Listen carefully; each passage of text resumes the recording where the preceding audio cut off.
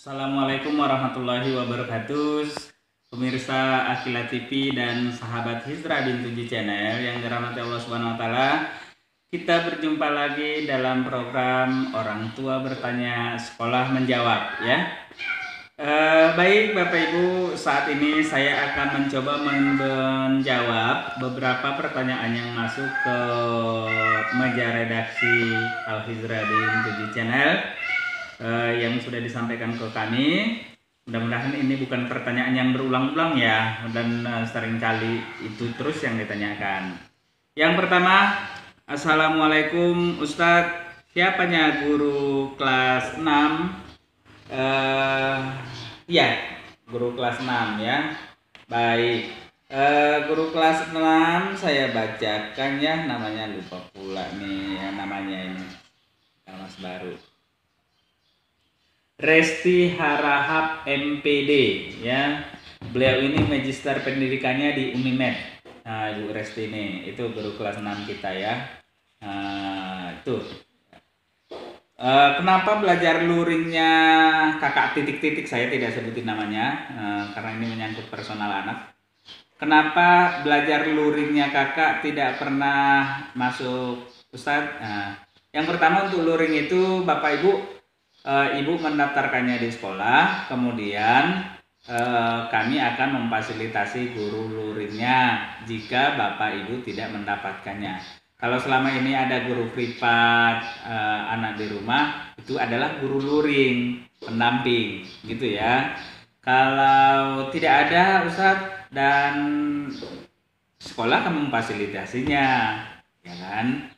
Kalau misalnya di rumah ibunya bisa mendampingi, itu lebih bagus lagi. Kakaknya bisa mendampingi, itu lebih luar biasa lagi ya. Jadi gitu. Jadi memang Bapak Ibu, di era new normal ini, tatanan kehidupan baru ini, struktur kepengurusan atau job description di sekolah itu jelas berubah sekarang ya. Jelas berubah. Bapak Ibu, wali kelas atau guru kelas itu tugasnya adalah membuat konten pembelajaran ya, menganalisis pembelajaran, mengevaluasi program keterkaitan pembelajaran dengan kurikulum, kemudian mengevaluasi guru luring yang ada di luar ya. Kenapa dievaluasi? Karena guru luring ini kan mereka mungkin ada yang belum memiliki basic untuk itu, ya kan? Kalaupun dia ada sarjana misalnya, mungkin belum linier. Jadi guru luring ini semua, ini yang mengevaluasinya adalah guru kelas. Jadi guru kelas tolong jangan kita ganggu lagi Ibu dengan masuk SMS chat ke guru kelasnya agar anaknya didatangi ke rumah gini-gini. Jangan kita ganggu dulu. Mereka fokus buat konten, kemudian menganalisis program pembelajaran, mengevaluasi program keterkaitan pembelajaran di rumah itu dengan yang ada di kurikulum, agar kita enak loh Ibu, agar kita programnya tercapai ya. Jadi seperti itu. Oke Bu, next. Guru luring itu tugasnya apa? Guru luring itu adalah pendamping atau yang mendampingi anak belajar di rumah. Dia mendampingi ini tidak susah lagi Ibu, karena konten pembelajaran sudah dipersiapkan guru kelas. Ya, konten pembelajaran sudah dipersiapkan guru kelas melalui video-video pembelajaran yang kita share di YouTube channel Al Hizra Bintuji Channel, kemudian di grup rumah belajar. Dan guru luring ini dihubungkan ke kami, kalau misalnya itu dari Ibu datangnya, dihubungkan ke kami, akan kami masukkan di grup guru luring ya. Jadi dia tidak susah lagi. Yang menilai siapa? Wali kelas. Tapi Bapak Ibu jangan mengumpulkan portofolio anak, video, foto ke wali kelas, keluhan-keluhan ke wali kelas. Silahkan ajukan itu portofolio, ada khusus pengumpulan bank soal. Ini admin, kita ada satu orang admin yang tugasnya khusus mengumpulkan portofolio, soal-soal, video, foto pembelajaran anak di rumah, kegiatan anak di rumah yang ibu fotokan, ibu dokumentasikan, ada yang khusus mengumpul ini. Ya, biar rapi manajemen kita Bapak Ibu, jangan dikacaukan lagi dengan permintaan yang ego kita ya. Saya mau yang gurunya ini yang datang ke rumah, nggak bisa Ibu, nggak bisa. Ya, jadi semuanya sudah ada job desk-nya masing-masing ya. Kita harus taat itu. Makanya kami wali kelas ini biarlah mereka fokus dengan job desk mereka, guru luring fokus dengan job desk ini. Kalau ibu memang ingin guru yang mendampingi anak sesuai permintaan ibu, silahkan dicari guru luringnya yang sesuai dengan selera ibu, dihubungkan ke kami, gitu loh, ya. Oke, Bapak Ibu. Nah, untuk tugas-tugas portofolio ini nanti dikumpul ke admin. Sudah kami share di grup Rumah Belajar Al-Hijrah 7, Rumah Belajar Al-Hijrah Pasit, Al-Najib, dan SMP. Itu semua sudah kami share, khusus pengumpulan soal. Oke, Bapak Ibu, pembelajaran kita untuk selama pandemi COVID ini tidak lagi berbasis lembar kerja. Ya, kalau ada ini kemarin ada keluhan dari orang tua, Ibu, Ustadz, adanya di sekolah-sekolah lain itu mereka datang ke sekolah cuma ngambil soal baru dikerjakan anak, gitu ya kan. Baru ada lagi yang gurunya datang ke rumah memberikan soal dikerjakan anak, selesai gitu. Bapak Ibu, kalau sekedar LK itunya, mungkin satu hari saya bisa mengajar untuk program 1 semester, tinggal mendownload soal-soal. Ya, pendidikan kita bukan melulu ke soal, Bapak Ibu. Kasihan anak kita, jangan dijajah dengan soal. Ya, kalau selama ini di sekolah itu sudah ada penjara tembok ber-AC, ya, yang mengekang anak. Sekarang dijajah lagi ketika ada program belajar di rumah, dijajah dengan soal-soal. Jangan gitu, pendidikan ini bukan penjajahan. Merdeka Belajar ya, program pemerintah kita ada Merdeka Belajar. Pendidikan ini berbasis lembar proyek Bapak Ibu. Kami tidak terlalu terfokus kepada lembar kerja soal-soal yang selembar. Itu bisa Ibu kerjakan, kami tidak tahu gitu. Jadi tujuannya bukan ke sana ya. Tapi proyek anak-anak bisa menyelesaikan misalnya mencuci piring itu dia bisa membantu orang tua mencuci piring, numerasinya tercapai, karakternya tercapai, literasinya tercapai, dia bisa mengungkapkan bagaimana proses mencuci piring. Itu saja yang 3 itu prosesnya. Kalau ada pendidikan yang seperti itu, biarlah mereka yang di luar sana yang melakukan itu ya Bapak Ibu ya. Kita harus up to date apa yang diberikan oleh pemerintah, kementerian gitu, dan kita juga terhubung dengan orang-orang terdidik di pusat sana. Oke? Kalau bagaimana program di lapangan yang di sini itu memang banyak yang saya lihat makin amburadul malah ada sekedar memindahkan kelas dari sekolah ke rumah warga, itu seperti sekolah persis. Berarti tujuan pemerintah untuk meminimalisir pandemi COVID ini tidak tercapai, hanya memindahkan kelas. Mending di sekolah fasilitasnya lengkap. Kalau memang seperti itu caranya, ya, bukan itu yang diharapkan pemerintah, ya. Nah, jadi begitu. Oke, next. Program orang tua bertanya, sekolah menjawab. Pertanyaan yang kedua selanjutnya, Ustadz, kata orang izin operasional Al-Hijrah itu tidak ada. Ini yang menyampaikan guru PNS, Ustadz, kepala sekolah lagi. Masya Allah, astagfirullahaladzim. Ya, baik Bapak Ibu, ini sudah pertanyaan yang sangat usang dan beribu-ribu kali mungkin sudah saya jawab sejak Al-Hijrah berdiri. Ya, pembusukan untuk Al-Hijrah di luar sana itu memang banyak. Katanya izin operasional yang ada itu sekolah mau ditutup. Bapak Ibu, saya mendirikan Al-Hijrah itu tujuannya adalah untuk mencerdaskan kehidupan bangsa. Kalau pemerintah menutup Al-Hijrah berarti dia menghalangi warga untuk mencerdaskan kehidupan bangsa. Catat, saya mendirikan Al-Hijrah itu untuk mencerdaskan kehidupan bangsa. Artinya saya membantu pemerintah, ya. Saya membantu pemerintah. Kalau ada yang bilang izin operasional Al-Hijrah itu tidak ada, nih saya tunjukin. Memang betul ini pernah kemarin ada guru PNS yang kami bawa ke sini, kami laporkan, kami adukan, dia datang ke sini nangis-nangis sampai ini menandatangani surat bermaterai dia. Kasihan juga. Kita di sini mencerdaskan kehidupan bangsa. Proyek kita adalah proyek gotong royong. Ini akta notaris Yayasan Al-Hijrah bin 7 ini resmi. Akta notarisnya terdaftar di Kementerian Hukum dan HAM. Ini akta notarisnya. Ini izin operasional SMP-nya, ya. Izin operasional SMP-nya dari Pemerintah Kabupaten Tapanuli Selatan, Dinas Penanaman Modal dan Pelayanan Perizinan Terpadu Satu Pintu Daerah. Ini izin operasional SMP dan sudah diakreditasi B nilainya, ya. Dan Al-Hijrah itu SMP-nya dapat dana BOS. Kalau tidak ada izinnya nggak mungkin dikasih pemerintah dana BOS. Jadi kalau kita guru, apalagi kita guru, janganlah kita melakukan pembusukan di luar sana itu yang istilahnya saya miris melihatnya, ya. Kita itu pendidik.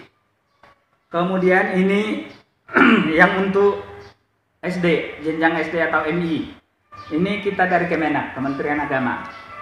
Kalau ibu cari data siswa di Dapodik jelas tidak ada, karena MI itu ada emisnya, di emis. Pangkalan data di Kementerian Agama itu emis, ya Bapak Ibu. Coba cari di emis, buka di emis. Ini, ya, ini hasilnya. Ini izin operasional MI-nya sudah diperpanjang kemarin sampai 5 tahun ke depan kembali. Jadi setiap 5 tahun itu izin operasional diperpanjang, ya. Nih dari Kementerian Agama. Dari TK ini ya izin operasionalnya dari Dinas Pendidikan Kabupaten Tapanuli Selatan, sekarang dari Dinas Penanaman Modal juga. Oke, mungkin itu SK Kementerian Hukum dan HAM-nya juga ada. Akreditasinya sudah diakreditasi, TK sudah diakreditasi, MI sudah diakreditasi, SMP sudah diakreditasi. Nilainya semua B. Kalau untuk program-program pembelajaran administrasi, pembelajaran waktu asesor datang ke Al-Hijrah, alhamdulillah kita mendapat pujian. Apa yang kurang? Bangunan gedung. Nah, gitu. Doakan Bapak Ibu kami ada rezeki biar Al-Hijrah ini bangunannya lengkap semua biar bisa terakreditasi A. Target kita memang A, ya. Baik. Jadi Bapak Ibu, ini ada keputusan Kementerian Hukum dan Hak Asasi Manusia tentang pengesahan pendirian Badan Hukum Yayasan Al-Hijrah bin 7, Menteri Hukum dan Hak Asasi Manusia Republik Indonesia. Menimbang bla bla bla bla bla dan sebagainya, menetapkan ke satu, memberikan pengesahan Badan Hukum Yayasan Al-Hijrah bin 7 berkedudukan di Kabupaten Tapanuli Selatan sesuai akta nomor titik-titik ini sampai semua. Kedua, keputusan ini berlaku sejak tanggal ditetapkan di Jakarta tanggal 19 Oktober 2015 atas nama Menteri Hukum dan Hak Asasi Manusia Republik Indonesia, Direktur Jenderal Administrasi Hukum Umum Dr. Aidir Amin Daud SH MH. Nah, ini Bapak Ibu, barcode-nya ada, ya. Jadi ini di tahun 2015 ini sudah resmi menjadi yayasan. Sebelumnya itu baru sebatas lembaga. Ada perbedaannya, ya. Lembaga itu dulu waktu kita baru buka TK 2007 Al-Hijrah ini berdiri, itu baru lembaga awalnya, kemudian sampai 2011 buka SD-nya atau MI, ya, di bawah naungan Kementerian Agama. Ini dia nomor statistik madrasahnya, ini Kementerian Agama. Nomor statistik madrasahnya ada ini. Oke. Baru ada ini juga nomor pokok Sekolah Nasional SMP Islam Terpadu Al-Hijrah. Ini ada nomor pokoknya. Kalau Bapak Ibu ingin mau lihat ada Dapodik Al-Hijrahnya boleh langsung ke sini. Nah, kemudian untuk TK-nya juga ada.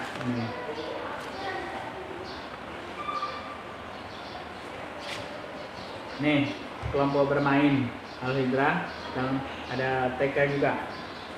Jadi itu semua Bapak Ibu, jika kita adalah orang tua murid, selektiflah menyaring informasi, ya, selektif menyaring informasi yang ada di luar sana, gitu. Kalau kita adalah pendidik di luar sana, sekolah, kita tidak sedang bersaing mendirikan sekolah ini. Kita sedang bekerja sama membangun, mencerdaskan bangsa ini. Jangan menganggap sekolah A, B, C itu adalah...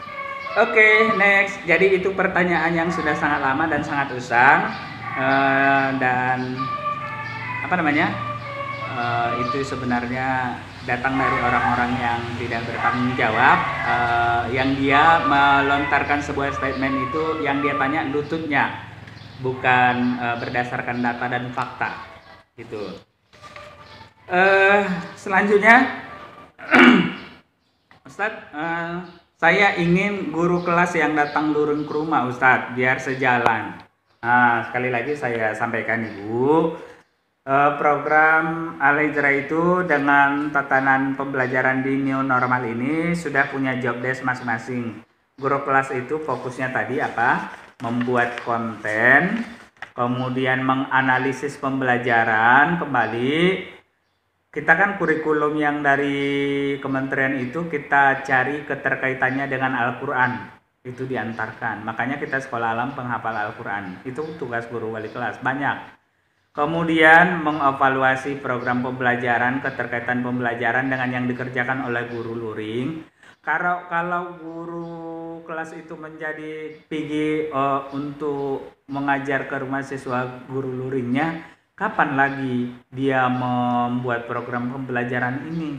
Guru itu juga manusia, dia perlu istirahat, perlu tidur, ya, malam gitu. Jadi ada job desk-nya masing-masing. Ibu jangan egois, harus guru kelasnya harus milih ini gitu. Kalau memang ingin seperti itu, bisa dicari sendiri gurunya. Oke? Kejam kali Ustadz itu, bukan kejam, saya tegas ya. Kita sudah punya administrasi dan job desk masing-masing. Kemudian PR anak-anak ini berulang-ulang. PR itu kita bukan berbasis lembar kerja, tapi berbasis proyek, ya. Program pembelajaran kita proyek. Ayah dan bunda di rumah semuanya kembali kita catat. Tujuan pendidikan pemerintah ini, tujuan akhirnya 3. Yang pertama literasi. Literasi ini berarti membaca, menulis, ya. Al-Hijrah itu tamat dari Al-Hijrah, dia sudah punya hasil karya buku, ya. Tamat dari Al-Hijrah punya buku tulisan siswa, literasi tercapai. Literasi itu tujuan pemerintah. Kemampuan membacanya, membaca bukan hanya sekedar, banyak anak bisa membaca bahkan orang dewasa tapi tidak memahami apa yang dia baca. Kenapa? Literasinya tidak tercapai. Mungkin pola asuh saat mengajari anak membaca ini salah. Kenapa minat baca masyarakat Indonesia itu rendah? Karena membaca itu di awal sudah salah cara mengajarkannya. Ada seorang ayah mengajari anaknya membaca sampai di toko kepala anak. Ya, membaca itu jadi momok. Ya kan? Karena mengeja gitu. Jadi gimana caranya? Ada nanti untuk penjelasan di tahap lain. Karena saya ini program orang tua bertanya, sekolah menjawab adalah program persoalan-persoalan yang dihadapi orang tua, guru di lapangan. Itu yang kami luruskan, ya. Jadi seperti itu, literasi yang pertama. Yang kedua adalah numerasi. Numerasi ini adalah bahwa yang dikerjakan anak itu bernilai apa outputnya gitu, bukan angka-angka, ya. Kemudian yang ketiga adalah karakter. Anak terbiasa sholat di rumah, anak terbiasa membantu orang tua, anak tidak berkeliaran di rumah, anak bisa melakukan PHBS dan bisa mensosialisasikan ke kawan-kawannya. Itu karakter yang sudah luar biasa, ya. Jadi jangan muluk-muluk lagi. Bapak Ibu yang di rumah, kami harap jangan stres ya. Untuk program BDR ini, belajar dari rumah ini, pertama imun orang tua harus kuat. Dukungan psikologis awal itu yang pertama orang tuanya dulu ya. Jangan begini. Ada saya lihat orang tua, dia sibuk mengeluhkan masalah, kemudian dia mencari tahu lagi, bertanya ke orang apanya masalah yang dihadapi orang, sehingga itu menjadi bahan pikiran juga bagi masalah dia gitu. Ibu, jangan fokus ke masalah, tapi selesaikan masalah gitu ya. Jangan suka mencari-cari masalah, keluar masalah orang, nggak usah dikepoin. Fokus aja ke masalah kita. Katanya, literasi mengatakan berdasarkan data dan fakta. Jangan katanya, cari sumbernya yang jelas ya. Kalau mau share berita-berita di Facebook, di internet, jangan suka men-share yang belum jelas. Kalau itu berita bohong, alangkah menyesalnya ibu sudah menyampaikan berita bohong ya. Katanya Al-Hijrah tidak ada izin operasionalnya, cari sumbernya gitu. Ini tadi sudah saya tunjukin semua. Saya harap ibu tidak datang ke rumah terus bertanya mana sumbernya. Jadi kalau ada 40 siswa yang bertanya ininya, berarti 40 kali saya keluarkan membongkar berkas ya. Jangan. Ini sudah saya tunjukin. Oke, Bapak Ibu. Demikian di program Orang Tua Bertanya Sekolah Menjawab. Sampai jumpa di banyak lagi pertanyaan ini ya, itu yang kami pilih-pilih. Selebihnya kami jawab di room chat ya. Untuk selanjutnya, kepada insan pendidikan di Indonesia khususnya Tapanuli bagian selatan, mari kita kerjakan tugas kita sebagai guru, bahwa mengajar ini adalah sebagai hukmiyah, panggilan jiwa. Ini kita pertanggungjawabkan, bukan hanya laporan ke atasan, tapi kita pertanggungjawabkan ke hadirat Allah Subhanahu wa taala. Jadikan pembelajaran ini kita mengajar sebagai hukmiyah. Ya. Sebagai hukmiyah, panggilan jiwa gitu. Dan ini tidak terputus nilainya. Gurulah yang pertamanya nanti masuk surga insya Allah, kalau dia betul-betul menjalankan tugasnya sesuai yang diamanahkan oleh Allah Subhanahu wa taala. Ya. Jadi jangan mengelak. Untuk ibu-ibu pun jangan stres, jangan mengingkari kodrat kita sebagai ibu, sebagai guru pertama bagi anak-anak kita, ya. Sejak dalam kandungan anak itu sudah sekolah. Kalau ibu selama hamil biasa mendidiknya dengan membacakan ayat-ayat suci Al-Quran, yakinlah anaknya sangat lembut. Jadi apa yang kita tanam itu yang akan kita tuai. Oke, sampai jumpa. Assalamualaikum warahmatullahi wabarakatuh.